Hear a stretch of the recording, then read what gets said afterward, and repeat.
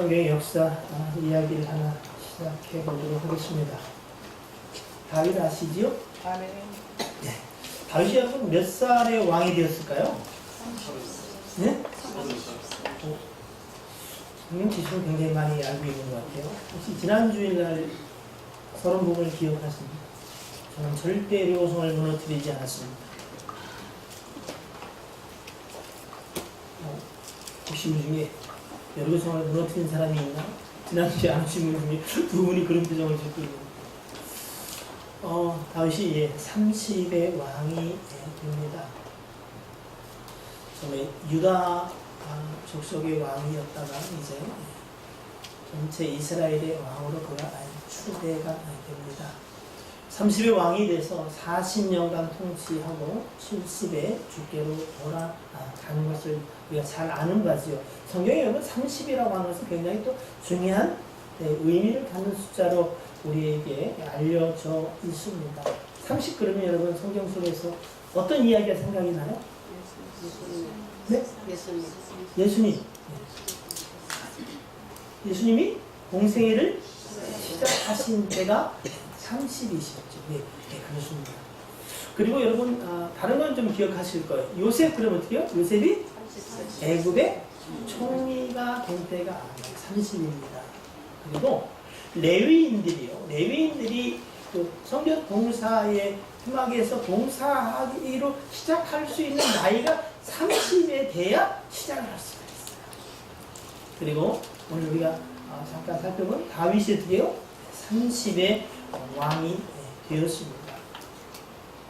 지금 제가 여러분과 함께 나누려고 하는 이야기는 사무엘하 5장 6장에도 있고 역대상 15장에도 전개되어 있는 이야기인데, 이제 사무엘상 5장에 보면 다윗이 30의 왕이 돼요. 그래서 헤브론에서 대관식을 합니다. 그래서 사람들이 와서 축하하고 그런 일들이 이제 헤브론에서 일어납니다. 그 이후에 보면 여러분 다윗이 시온 그러면 느낌이 어때요? 많은 사람들이 시온 그러면 교회 뭐 이렇게 생각하는 여러분, 사실 시온은 요새라고 하는 의미를 가지고 있어요. 그 시온은 예루살렘을 중심해서 남동쪽에 위치된 게 구름, 언덕으로 되어 있는 곳인데, 바로 그 시온의 산성을 이렇게 둘러치고 여부스 족속이 살았어요. 여부스 족속이 살았는데 다윗이 그 시온 산성을 점령을 해요. 점령하고 그 시온 산성을 중심한 지역을 다윗성이라고 이름을 짓습니다. 다윗성이라고 이름을 짓고, 그리고 그곳에 자기의 궁전을 짓고, 그리고 밀러라는 지역에서부터 이렇게 쭉 안쪽으로 방벽을 새롭게 이렇게 튼튼하게 해서 진짜 요새화를 시킵니다. 그러면 시온 또는 다윗성 그리고 예루살렘, 이것은 사실 어떻게 해요? 같은 개념으로 이해하셔도 별 무리가 없을 듯합니다. 그렇게 왕이 되어지고 이제 시온 산성을 통해서 다윗성으로서 왕조를 구축하고, 그리고 그 당시에 블레셋과의 큰 전쟁 속에서 그는 2번 승리를 합니다. 사울왕에게 쫓기며 광야에서 그리고 찬바람을 맞으며 바위 틈에 잤던 그가 왕이 되어지고 자기의 성전을 갖게 되고, 그리고 든든히 요새를 짓고 나니까 그의 마음에 정말로 구멍난 그것, 허전한 그것이 생각이 났어요. 그게 뭐겠어요? 네? 하나님의 법궤였어요. 70년 동안 사실은 블레셋과의 전쟁 아벡 전투에서 블레셋에게 하나님의 법궤를 이스라엘이 빼앗긴 이후에 살아가시는 에벳에돔의 집에 70년 가까이 사실은 방치되다시피 하나님의 법궤가 그렇게 방치되었어요. 사실은 편백한 집에 이제 왕궁을 짓고 요새 가운데에 사는데 하나님의 법궤가 그렇게 방치되어 있는 것에 그는 너무나 많은 아픔이 있었어요. 그래서 다윗성에 하나님의 법궤를 모실 곳을 준비를 하고 그리고 그곳에 장막을 쳤어요. 여러분 아시다시피 솔로몬 성전이 지어지기 전까지 모세로부터 하나님의 법궤는 어디 속에 있었어요? 성막에 있었죠. 회막이라고 하는 그곳에 있어요. 그렇게 바로 그가 하나님의 법궤를 모실 준비를 합니다. 여기까지 다 아시죠? 그죠? 네. 그 다음 얘기도 추론이 되죠. 그죠? 그래서 이제 다윗이 바로 에베돔에 있는 네? 갑자기 이름 생각이 나요. 네. 아니 오베데돔은 여러분 뒤에 얘기해요. 이름이 좀 이상하게 가지 안 나죠? 아비나답의 집으로 이제 법궤를 모시러 가는데 이스라엘은 평상시에 이렇게 생업에 종사하다가 물론 군대가 최소한의 군대가 있지만 여러분 사실은 전쟁이 나면은 군대를 소집해요. 블레셋과의 전투 속에서 전투를 막 끝내고 사실은 다시 이스라엘 중에 빼어난 사람만 여러분들은 어떻게 징집이 될 가능성이 있겠어요? 빼어난 사람만 3만 명을 모아서 이제 하나님의 법궤를 모시러 다윗이 온 악기를 총 동원하고 빼어난 3만 명과 함께 바로 아비나답의 집으로 가는 거예요. 가서 자신들이 그 하나님의 법궤를 최대한 어떻게 경건하게 최대한의 준비를 갖추고 갑니다. 여러분 오늘 이쁘게 하나님의 옷 입고 온 것처럼 가서 새로 짠 그 수레에다가 그리고 아비나답의 그 두 아들 우사와 하나님 이름 단어가 상황이 자꾸 안 나죠? 우사가 누구예요? 아유 우사와 아요를 통해서 그 수레를 몰고 가게 하지. 그러다 어떤 일이 생겨요? 소가 고분고분하지 않고 승질을 내기 시작하니까 어떻게 해요? 수레에 실었던 어깨가 부러지려고 해요. 아유가 앞에서 수레를 끌고 뒤에서 우사가 이렇게 밀고 하는데 수레가 떨어지려니까 우사가 어떻게 해요? 반사적으로 수레에 손을 대죠. 그랬더니 어떤 일이요? 성경은 이렇게 말해요. 우사가 하나님 앞에 범죄함으로 하나님이 그를 치니 우사가 죽었어. 다 아는 얘기지만 여러분 생각해 좀 이해가 안 되는 부분이 있을 수도 있어요. 아니 그렇게 빼어난 3만 명과 온 악기를 동원하고 그리고 제일 좋은 것으로 수레를 만들어서 하나의 법궤를 움직이려고 했는데 하나님이 왜 그것을 흠명하지 않으셨을까? 왜 일로 우사가 죽게 되었을까? 이 사건 이후에 성경은 뭐라고 얘기하냐면 다윗이 분하여 왜 분했을까요? 내가 이렇게 30년 동안 누구도 돌아오지 않는 하나님의 법궤를 내가 모실 장소를 준비하고 장막을 치고 내가 이 3만 명을 데리고 내가 모든 악기와 함께 최대한 내가 할 수 있는 성의를 가지고 하나님의 법궤를 모시려 했거든. 어찌하여 저를 죽인단 말입니까? 그래서 그가 법궤 모셔오기를 포기하고 그 지역에 가까운 오벳에돔의 집에 하나님의 법궤가 임시로 또 방치되게 되는 다시 고민이 많았죠. 하나님 어찌하여 이러하십니까? 우리의 정성을 받지 않으시는 겁니까? 그런 고민의 시간들이 3달 정도 지났는데 어떤 사람이 와서 이야기하는 이런 거예요. 이것이 바로 하나님의 법궤가 모셔진 그 오벳에돔의 집에 하나님이 말할 수 없는 큰 복을 주시던데요? 여러분도 누가 국방을 다루면 해야 돼 안 해야 돼? 네? 네? 그래서 다윗이 야 네가 받냐 그 복을 내가 받아야 되겠다. 그리고 법궤를 다시 모셔오기로 하죠. 그죠? 옆에 있는 사람들이 둘이 있었어요. 성경을 하나 보면 마치 그렇게 이해가 되시는데 그게 아니고 여러분 역대상 15장 하나 한번 펴보세요. 시편 24편을 이렇게 좀 접으시고 역대상 15장을 보시면은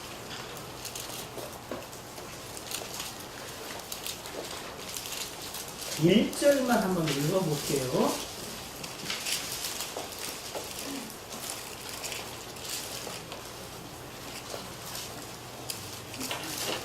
역대상 15장 1절입니다. 시작.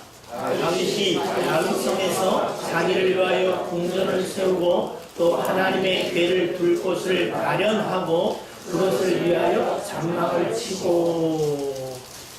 2절에 보면은 다윗이 이르되 레위 사람 외에는 하나님의 궤를 낼 수 없나니 이는 여호와께서 그들을 택하사 여호와의 궤를 메고 영원히 그를 섬기게 하셨습니다 하고. 다윗이 이스라엘 온 무리를 예루살렘으로 모으고 여호와의 궤를 그 마련한 곳으로 메어 올리고자 하여.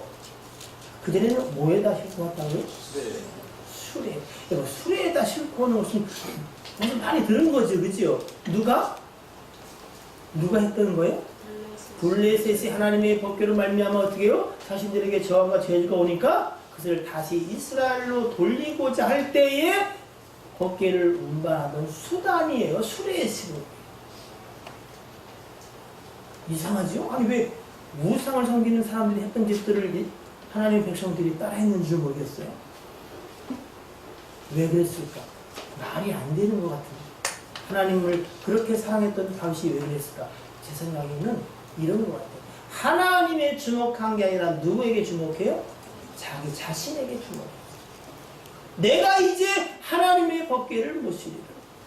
내가 장소를 마련하고 그리고 거기에 장막을 치고 내가 하나님의 법궤를 모시리라. 가장 빼어난 사람들로 내가 하나님 법궤를 운반하게 하고 온 악기를 동원해 하나님을 찬양하리라. 그리고 그동안 버려진 것 같은 법궤를 모시고 있던 그들도 내가 무시하지 않겠노라.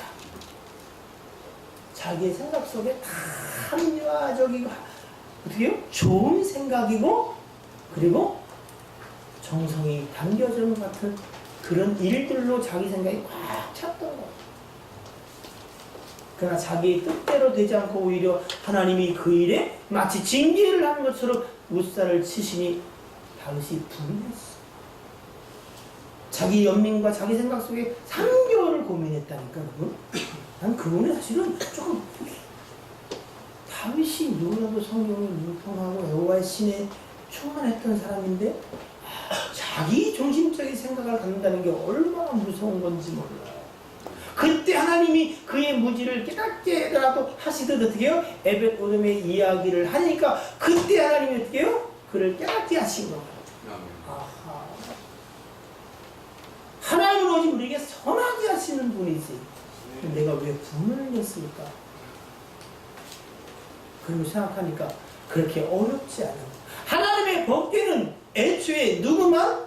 레위 족속 중에서도 어떻게 해요? 고학 자손들만 하나님의 법궤를 옮길 수 있는데 그들은 손을 대? 아니. 법궤에는 여러분 이렇게 긴 막대기 꾀를 이렇게 껴서 할 수 있도록 고리들을 만들어. 누구도 만지지는 못하도록 그들만 고리에 꿰어서 어깨에 메고 운반하도록 하나님이 정하셨어요. 정하신 의미를 다 얘기하기는 오늘 그게 주제가 아니니까. 그런데 하나님의 방법이 아니라 누구의 방법으로? 내 방법. 오늘 우리의 예배가 여러분 정말 하나님 중심하여 하나님의 초점을 맞춘 예배인지 아니면 혹시 우리 중심의 예배인지가 사실은 제일 중요합니다. 많은 악기들이 있고 네? 다 좋은 여러분. 요즘 제가 이렇게 마음에 다가오는 말씀 중에 하나가 뭐냐면 나는 너희와 함께 같이 올라가지 않겠다.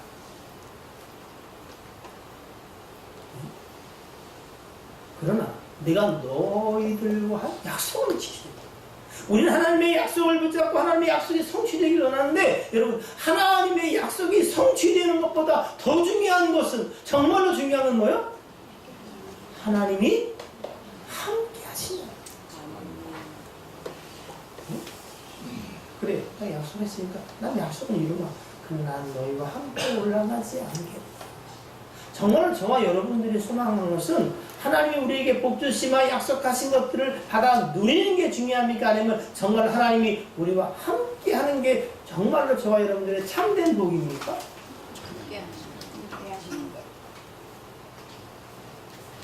함께 하시고 복도 받았으면 좋겠어요. 함께 하심이 유일한 복입니다. 임마누엘. 예수님을 주실 때도 하나님은 하나님과 함께 하신다. 임마누엘이라고 말씀하죠. 그래서 만세와 만대를 담던 그 비밀, 여러분 안에 함께 하시는 예수 그리스도, 그게 여러분 가장 큰 복이에요. 근데 그 복을 깨닫거나 누리지는 못하고 자꾸 이걸로 말미암아 통로 삼아 뭔가를 얻어내려고 하는 우상을 섬기는 자들처럼 우리가 살아가는 것은 아니겠어요.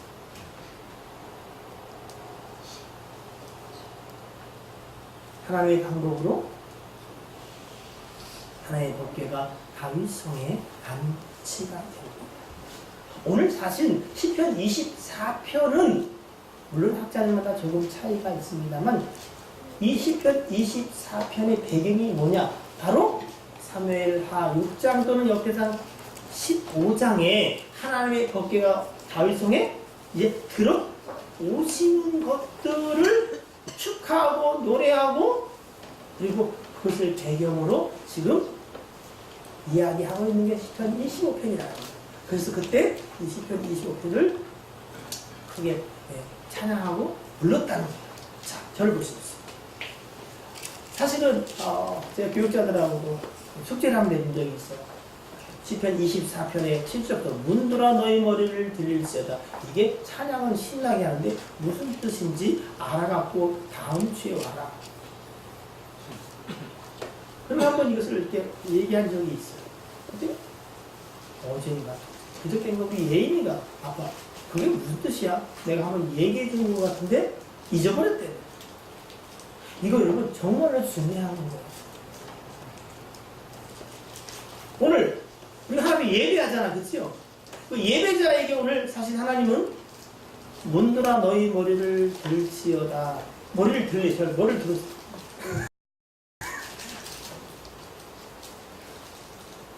이 다윗성은요, 그전에는 여부스 족속이 살던 시온이었어요. 요새야. 그것이 하나님의 사람 다윗이 주인이 되어지고 다윗성으로 명명했어요. 그런데 하나님의 임재의 상징인 여러분 사무엘하 6장 2절을 보면 이렇게 말해요. 그 괴는 그룹들 사이에 좌정하신 만군의 여호와의 이름으로 불리는 것이다. 법궤는 바로 하나님의 임재의 상징인데 그 하나님의 법궤가 하나님이 함께 하심이 그 성에 있을 때 바로 그 성이 예루살렘 성 가장 크시고 유일하신 왕의 도성이 되는 거예요. 여러분들이 과거에 예수 안 믿을 때 어떻게 살았는지 모르지만 여러분 어떻게든 어떻게 해요? 내 신과 그 내 삶의 방식을 의지하고 살았어요.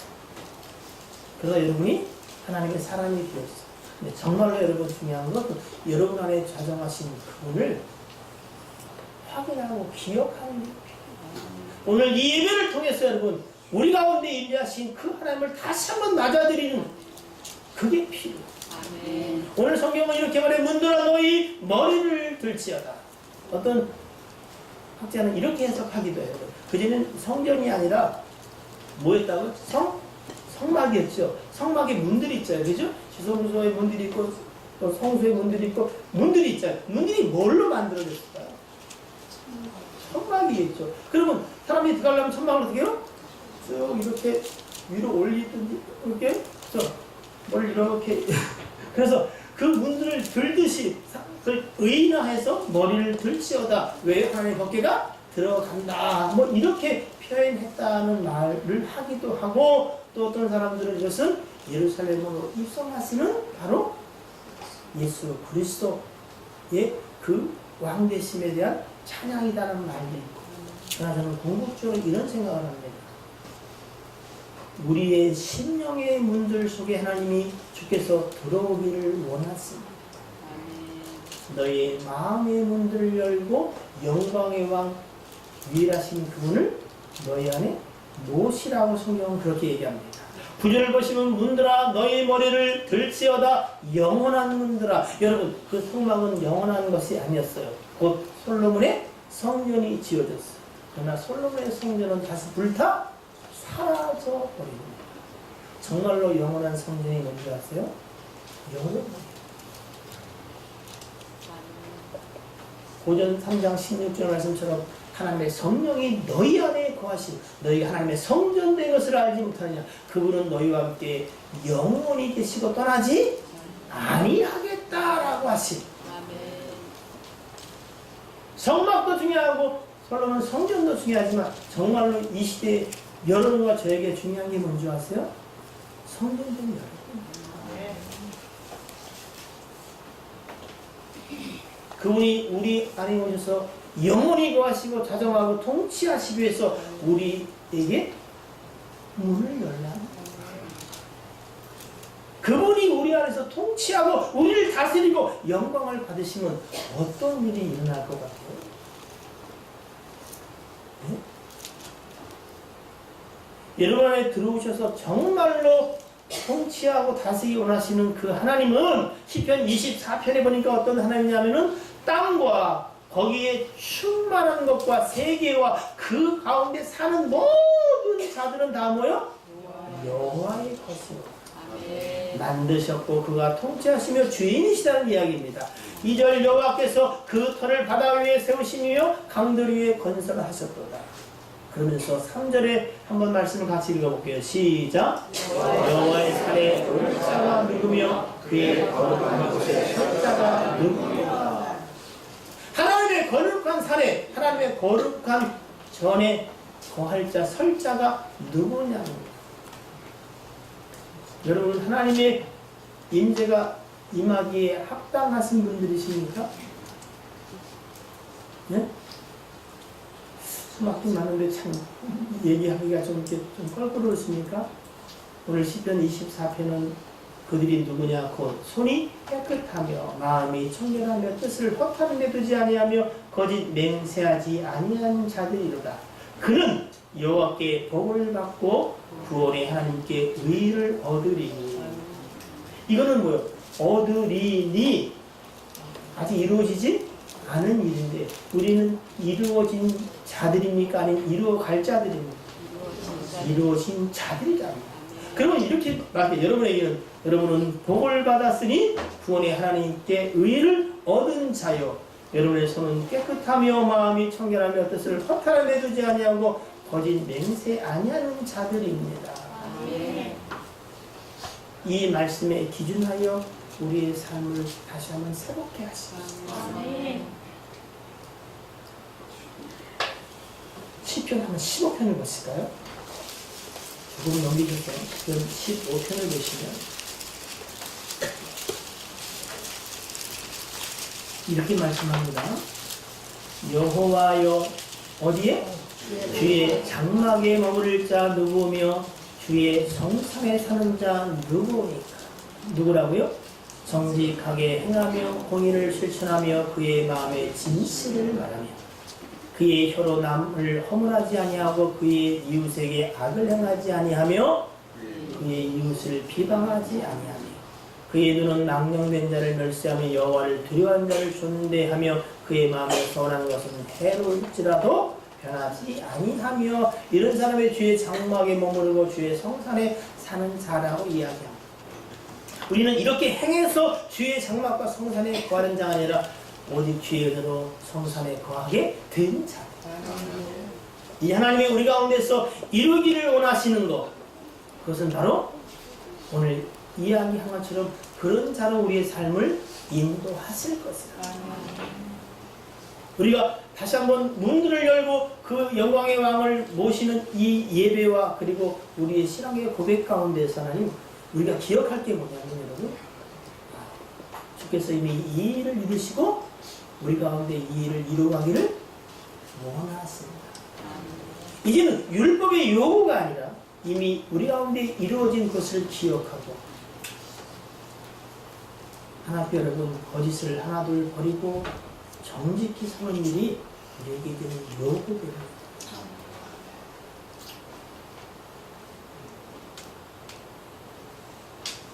새벽에 한번 물어봤어요.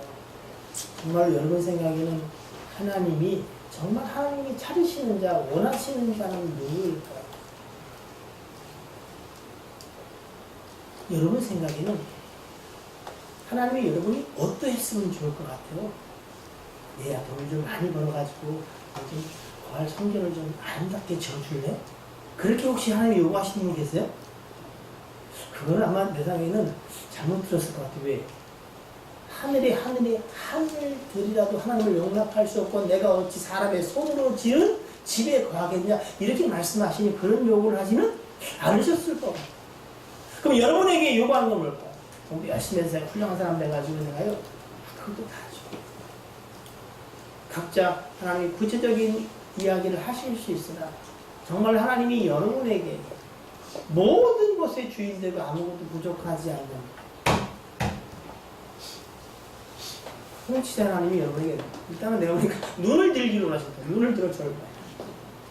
머리를 좀 드세요. 하나님을 향하여. 시편 24편에 보니까 하나님이 원하는 건 사실은요 제 생각엔 그렇게 많진 않아. 어떻게 보면 하나예요. 어떤 사람을 원한다고요? 각자에게 한번 대답을 해요. 하나님은 우리에게 뭘 원하실까? 어떤 사람들은 그렇게 말하고 하나님은 정직함을 원합니다. 사랑하는 성도 여러분, 정말 하나님이 우리의 마음의 문을 열고 저장하시고 통치하고 다스리고 영원히 우리와 함께하기 원하시는 우리가 어떠했으면 좋을 것 같습니다. 여호와의 장막에 여호와의 산에 여호와의 성전에 거할 자 누구여야겠어요? 여러분, 우리 가운데에 허탄한 것들과 그리고 거짓 맹세하는 것들과 손이 깨끗하지 못한 것들을 하나 둘씩 정리하십시오. 아멘. 그래서 구원을 향해서 가는 과정도 아니고 복을 받기 위해서도 아니고 이미 구원이 이루어졌고 모든 복에 그런 대신 주께서 우리에게 함께 가자고 말씀하시며 우리에게 권고하는 그 일로 너희의 거룩함과 그리고 의로움들이 사람들에게 비방받지 않게 더 이상 사단에게 빌미를 주어서 너희의 자유함이 해방받지 않게 하나님의 선하심을 믿으십시오.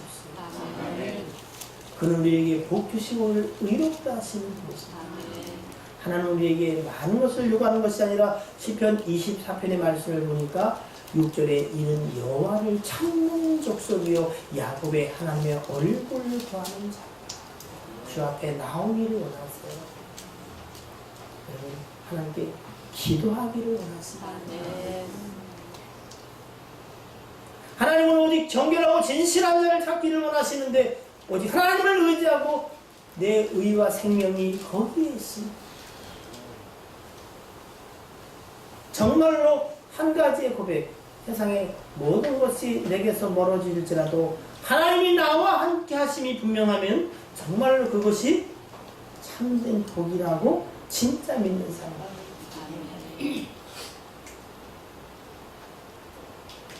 여러분 보시기에 하나님은 어떤 자를 찾으실 것 같아요?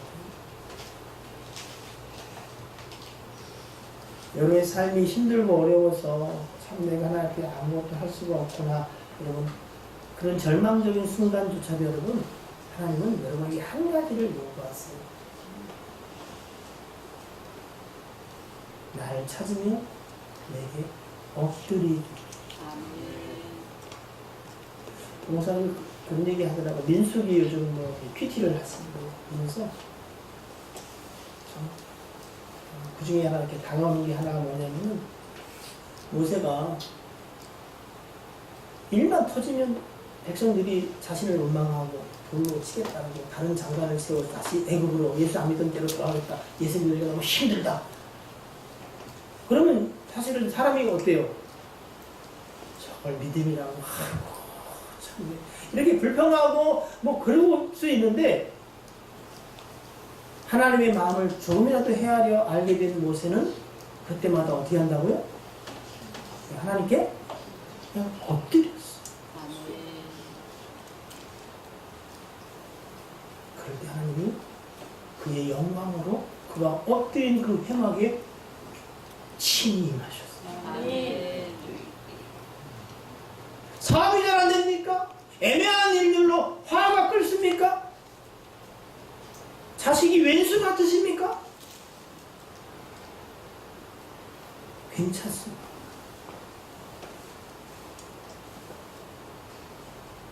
여러분 안에 하나님의 영광의 임재가 임했어. 아멘. 문제는 이것을 귀하게 여기지 않는 것 때문에. 네?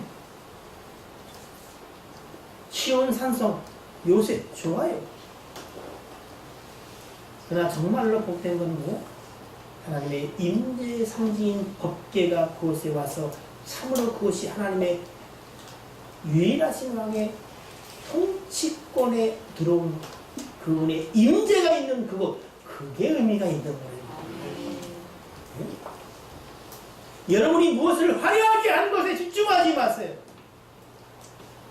화려함을 따진다면 하나님의 화려함을 따라갈 수 있겠어요. 그의 거룩과 희어짐을 따라갈 수 있겠어요. 우리의 의가 하나님의 의를 미칠 수가 있겠어요. 오늘 주께서 우리 속에 다시 한번 들어오시고 좌정하시고 통치하기 원하시면 어떻게 해요? 아멘 하고 아멘. 그분 앞에 문을 열고 고개를 숙여. 아멘. 더 이상 우리의 지혜를 말하기보다는 주여 나는 정말로 무지합니다. 구이 주시고 꾸짖지 아니하신 하나님께 무릎을 꿇읍시다. 아멘. 정말로 하나님이 도와주셔야 살겠다는 고백이 참되게 고백되기를 바랍니다. 아멘. 주님 말씀하셨어요. 여호와를 찾는 자, 야곱의 하나님을 구하는 자, 그가 복된 자. 아멘. 그가 성산에 거할 자다라고 이야기합니다. 오늘 여러분들에게 저는 참 감사한 마음을 줘요. 점차 여러분 예배가 폐하여질 겁니다. 주일 공동예배에 오시는 분들 와도 다 무리군이 틀려. 오직 하나님께 집중하는 사람, 뭐 하는지 모르지만 자기 생각에 여전히 헤매다 가는 사람, 처음 끝까지 주무시고 왔으면 뭘 하는지 도무지 이해가 안 되는 분들도 그런 분 많아요. 이 중에 딱 절반이 주일 찬양 예배에 남습니다. 그리고 그 절반이 수요 예배 그리고 금요 기도에 남습니다. 새벽에는 적게 오면 3명도 옵니다. 예전에는 그래도 11조라고 했어. 10명은 좀 와야 될 것 같은데 그것도 희미해서. 그래서 점차 교회들은요 1명, 2명 그것도 안 오는 새벽 예배를 꼭 해야 되냐 이렇게 해서 새벽 예배를 피하는 것이 굉장히 많습니다. 금요 기도에 10명 남짓 되는 교인들 한두 명 와서 졸고 자다가 참 신이 안 나서 꼭 교회에 와서 기도해야 되냐, 성경에 금요 기도하는 얘기 어딨냐까지를 들먹거리면서 결국 금요 불금을 지내. 금요 기도에 안 하는 교회 참 많아졌습니다.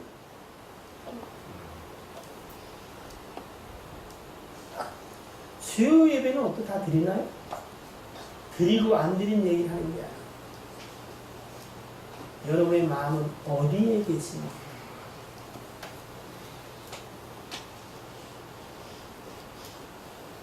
하나님이 우리를 주일날 모이게 하시고 예배 가운데 모이게 하신 게 여러분 감사요 복인 줄을 깨닫게 되길 축복합니다. 주일날 모이게 하면 어떨 것 같아요? 아이고 집에서 예배해야지. 예배 한번 해보십시오. 새벽에 여러분 일어나서 내가 집에서 꼭 기도하리라 한 달 이상 기도하시면 손 들어봐요. 우리의 연약함을 아세요. 하나님이 당신의 이름을 두시겠다고 성전을 교회를 주시고 그리고 모이라고 명하심이 우리에게 힘들게 준 명령이 아니라 되어 우리의 믿음을 지켜주시려는 하나님의 은혜의 힘이 깨달아지게 되기를 축복합니다. 모이기를 다시 한번 힘쓰십시오. 그리고 그것도 하나님을 온전히 바라고 소망하십시다. 여러분 하나님 아니면 우리가 어찌 살겠습니까? 그의 은혜가 아니면 우리가 사는 게 무슨 의미가 있습니까? 똑같은 얘기면 어떻습니까? 오직 주께서 다스리시고 통치하시고 그분이 모든 것의 주인이시고 그분이 우리의 삶의 의미인 것입니다. 이것보다 더 고상한 게 있으면은 그래도 가져도 당합니다. 그러나 그리스도 하나님이 가장 고상하고 유일한 가치라면 여러분 다시 한번 삶의 부분을 놓고도 기도하십시오. 하나님 내가 하나님 앞에 나가 예배하고 하나님 앞에 나가 기도하고 하나님의 성원을 찬송하는 자의 삶을 살기를 원합니다. 내 마음과 생각을 지키시고 하나님 필요하시다면 삶도 하나님 절제되고 그리고 다스려서 하나님께 굴복할 수 있도록 역사하여 주옵소서. 다시 한번 정결한 마음을 가지고 여러분이 모든 것이라고 말하는 그 하나님 앞에 그 주님이 우리 안에 자정하시고 통치할 수 있도록 문을 여시고 마음과 생각을 굴복시키시고 그 하나님 앞에 무릎을 꿇읍시다. 기도하겠습니다.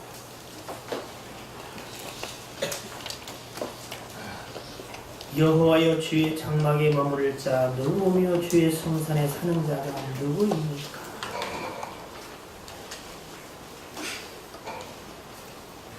다시 한번 하나님에 대한 신앙의 고백을 정직하고 진실하게 드리기를 원합니다. 우리 인생이 어찌 살아야 하나님의 기준에 합당하고 의로움을 이루며 거룩하고 정결할 수 있겠습니까? 다시 한번 우리는 우리의 의가 되고 구원이 되고 거룩이 되고 정결되신 예수 그리스도를 기억하고 그런 말미암아 하나님 앞에 감사하고 이 예배함이 기쁨임을 주 앞에 고백하고 그리고 온전히 주님이 다스려 주기를 소원하고 주 앞에 무릎 꿇기를 다시 시작하기를 원합니다.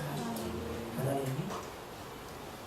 우리에게 오늘도 말씀하시고 다시 한번 기회를 주시고 하나님의 에게 붙어있도록 주여 말씀하여 주시니 감사합니다. 주님 오시는 날까지 우리가 주께로 가는 날까지 모이기를 패하는 어떤 자들처럼 되지 말게 하시고 힘써 하나님 앞에 나아가 예배하며 찬양하고 그리고 무릎 꿇는 자들의 삶을 살 수 있도록 우리의 삶을 도와 주시옵소서. 주 예수 그리스도의 이름으로 기도하옵나이다. 아멘.